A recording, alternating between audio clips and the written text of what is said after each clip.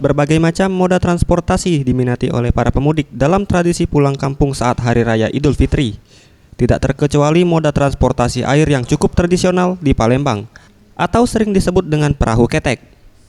Menurut Heri, salah satu pengemudi perahu ketek di dermaga Benteng Kuta Besak, sepanjang arus mudik dan balik 2017 ini, minat para pemudik untuk menggunakan moda transportasi ini meningkat, bahkan sejak H+2 Lebaran.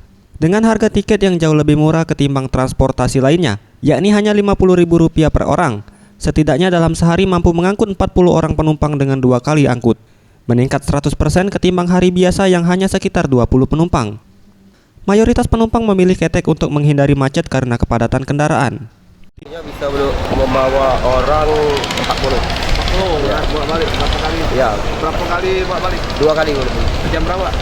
Kita berangkat dari jalur dulu jam 8, datang sini jam 10, berangkat lagi. Sementara itu, Asbani, salah seorang penumpang ketek, menyampaikan lebih memilih menggunakan perahu ketek untuk mudik karena terbilang murah, lebih cepat dan tidak terkena macet atau keramaian jalan raya pada arus balik. Selain itu, ia menggunakan ketek sebagai bentuk sumbangsi dalam melestarikan kendaraan tradisional khas Sungai Musi. Ya, lebih cepat lah. Balik jalan ya. Banyak risiko kan kalau di jalan darat banyak kendaraan mudik, mana jalan macet.